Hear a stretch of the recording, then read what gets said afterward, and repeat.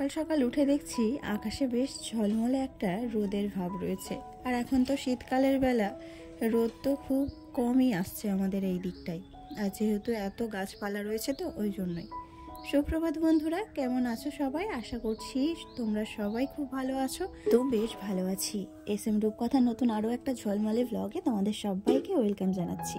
আশা করছি ব্লগটা তোমাদের ভালো লাগবে। সম্পূর্ণটা আমার সাথে থাকার অনুরোধ করছি। আর যারা এখনো আমার চ্যানেলটাকে সাবস্ক্রাইব করোনি তারা সাবস্ক্রাইব করে আমার পাশে থেকো। চলো তবে আজকের দিনটা তোমাদেরকে সাথে নিয়েই শুরু করছি। আর দেখো, এই যে গাছটা না, এই গাছটা মরে যাচ্ছিল। আর বাড়িতে একটা মাত্র ফুলের গাছ নেই, সব মারা গেছে, মানে জল উঠে গিয়ে। আর দেখছোই তো এখানে এখনো কাদা হয়ে আছে। আর ওই গাছটা না মরে যাচ্ছিল, তাই ওইটাকে আবার ঝুড়িতে বসিয়ে দেওয়ার পরে তাই বেঁচে উঠেছে। আর ওই যে ওই ঘরটার উপরেও জল উঠে গেছিল, মানে যে উনানটা আছে উনানের উপরে জল ছিল। আর উনানের উপরে কটা কাঠ ছিল, সেই কাঠগুলোও জলের উপর ভাসছিল। তারপরে এখন জল শুকিয়ে গেছে, পুরো তো মরুভূমি হয়ে গেছে। তো যাই হোক, সকালবেলা তোমাদেরকে একটু এদিক ওদিক ঘুরিয়ে দেখিয়ে আর চলে আসলাম ঘরে। ঘরে এসে মার চোখে একটু ড্রপ দিয়ে দিলাম। মাকে আজকে ভর্তি করার ডেট, আজকে হসপিটালে নিয়ে যাবে। আর তোমাদের দাদা ভাইয়েরও আসার মানে দিন আজকে, কেননা মা ভয় পাচ্ছে, কোনোদিন তো অপারেশন করেনি, ওই জন্যই একটু ভয় পাচ্ছে। আর তোমাদের দাদাভাই এসে নিয়ে যাবে, তো এখনও বাড়িতে এসে আসেনি। তো চলো সকাল সকাল আমি কাজগুলো সেরে নিই। সকালবেলা উঠে ওই যে চারিদিকটা তোমাদের ঘুরিয়ে দেখালাম, তারপরে চলে এসছি ঘরের সামনে একটু জল টল ছড়া দিয়ে, আর মা চোখে ড্রপ দিয়ে দিলাম। দিয়ে এখন একটু মুখটা ধুয়ে নেব। আর বেসিনের ধারটা তো প্রত্যেক দিন মুখ ধোয়ার সময় আমি এইভাবেই পরিষ্কার করে নিই। আর তার উপরে সাদা জিনিস তো, মানে বেসিনের উপরটাও সাদা, ওয়ালটাও সাদা, তাই প্রত্যেক দিনই আমাকে একটুখানি করে হাত বুলিয়ে নিতেই হয়। না হলে কিন্তু এই সাদা জিনিসের উপর যদি নোংরা নোংরা থাকে, দেখতে একদমই ভালো লাগে না।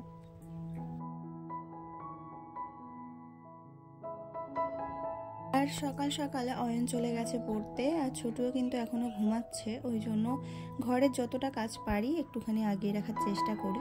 আর মুখ ধুয়ে একটু জল না খেলে তো দিনটা শুরু করাই যায় না। আর এখন ট্যাঙ্কির জল যা ঠান্ডা হয়ে আছে, মনে হচ্ছে ফ্রিজের থেকে বের করেছি। গুড মর্নিং, কেমন আছো সবাই? আশা করছি সকলে ভালো আছো। আমিও কিন্তু বেশ ভালো আছি। আর এই যে টুবলা উঠে গেছে, উঠে বসে পড়েছে কোলে।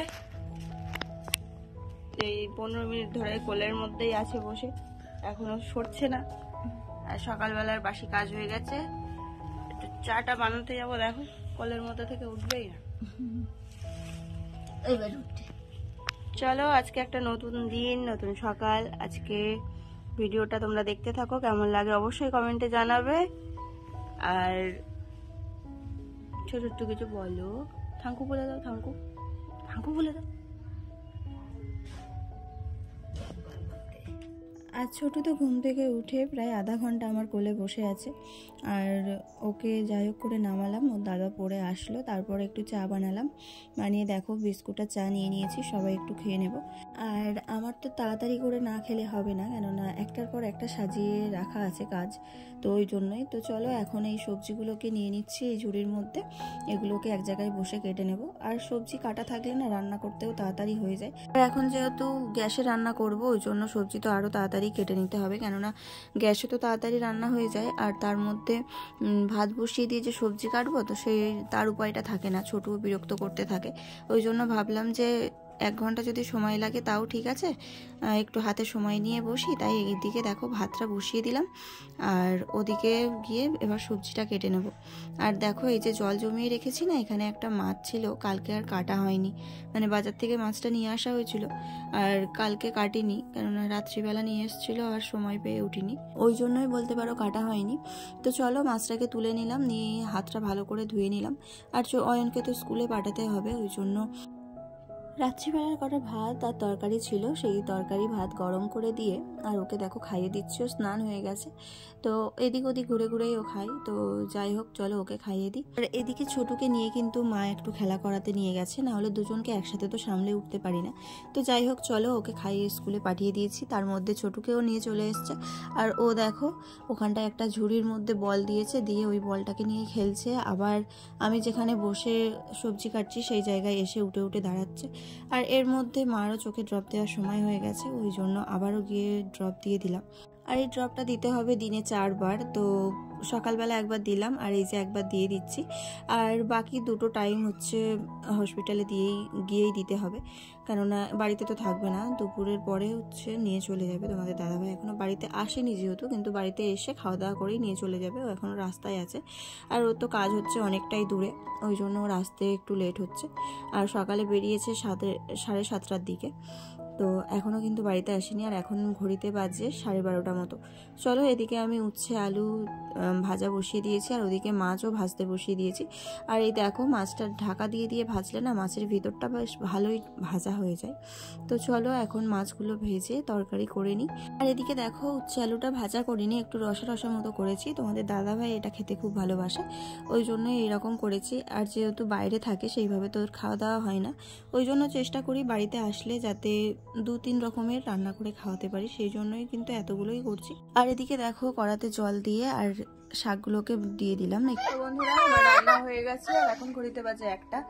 আর এখনো কিন্তু তোমাদের দাদাভাই বাড়িতে আসেনি, ওর আসতে একটু দেরি হবে। বেরিয়েছে সেই সকালবেলা, মানে 7:30টার দিকে বেরিয়েছে, আর ওর আসতে এমনি দেরি হয়। আর এই যে ছোটু বসে আছে, স্নান করে খিচুড়ি খেয়ে আর বসে আছে, এখন ন্যাও দেখবে, বিরক্ত করছে।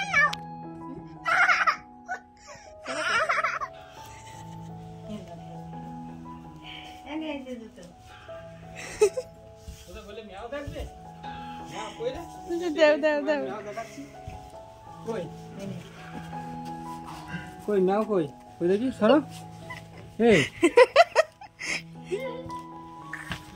হ্যাঁ, আড়াইটা দিক করে বলো কটা বাজে, আর 1 ঘন্টা বাজে। আর এই দেখো, ওরা কিন্তু খেয়ে দিয়ে তাড়াতাড়ি করেই বেরিয়ে গেছে, আর এখন বাজে 2:45 মতো। বন্ধুরা, এই সবে মাকে নিয়ে গেল ডাক্তার দেখাতে, মানে আজকে ভর্তি করতে হবে, চোখের অপারেশন কালকে হবে। তো নিয়ে গেছে, আর মানে অনেকটা দূর চলে গেছিলো। তারপরে চোখের ড্রপটা ভুলে যাওয়ায় আমি আবার ফোন করে বললাম, তাই এসে আবার চোখের ড্রপটা নিয়ে গেল। ড্রপটা আজকে দিতে হবে, ওই জন্য। তো এই সবে ভাত রাত খেয়ে উঠে আর এসছি, তো ওই জন্য হাঁপিয়ে গেছি। তো চলো দেখো, সে ছোটুও বাড়ির থেকে চলে এসছে, আমি চলে এসছি, সেও চলে এসছে একটা সাইকেল নিয়ে। ঢুকু দেবো, ঢুকু ঢুকু। হ্যাঁ, বাবা তো এক্ষুনি গেল, চলে গেল। চলো গাড়িতে বসো, গাড়িতে বসো, আমি নিয়ে যাচ্ছি, গাড়িতে বসো। আরে বাবা, বিশাল শক্তিশালী যে। তুমি জুতো পরেছো? ঠিক আছে, গাড়িতে বসো, চলো প্যাডেল করো। হ্যাঁ চলো। আর ওর বাবা বাড়ি আসতে অনেকদিন পরে দেখেছে, তো প্রায় 1 মাসের বেশি হয়ে গেছে ওর বাবাকে দেখেনি, আর হঠাৎ করে বাড়িতে এসছে, দেখেই লুকিয়ে পড়েছিল।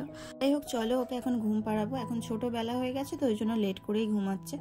আর এদিকে সন্ধ্যেবেলা দেখো, এই উনানটা আমি বানিয়েছিলাম এই কদিন হচ্ছে, তো এই উনানটাই আজকে ধরাবো, কেননা উনানের জন্যই গ্যাসে রান্না করছিলাম, মানে সব জলে ডুবে গেছিলো, আর সেরকম তোলা উনান ছিল না। আর এই উনানটা টের মধ্যেই বানিয়েছি, মানে এটা আমিই বানিয়েছি। তো কেমন হয়েছে অবশ্যই কিন্তু কমেন্টে জানাবে। আর এই রকম প্লাস্টিক দিয়ে উনান ধরালে দেখবে অনেকটা তাড়াতাড়ি কিন্তু উনান ধরে যায়।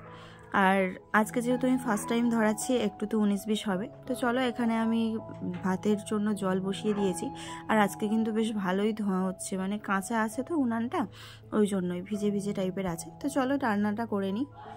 আর এদিকে দেখো, রান্না করে আর চলে এসেছি একটু চা আর মুড়ি নিয়ে। আর এদিকে টিভিও চলছে, আর তোমাদের দাদাভাই কিন্তু এখনও বাড়িতে আসেনি। আর এখন ঘড়িতে বাজে প্রায় 9টা 9:30। তোমাদের দাদাভাই একটু আগেই আসলো, তো এখানে খাওয়া দাওয়া করে নিচ্ছি, আর মা আছে হসপিটালে। তো চলো, আজকের মতো টাটা।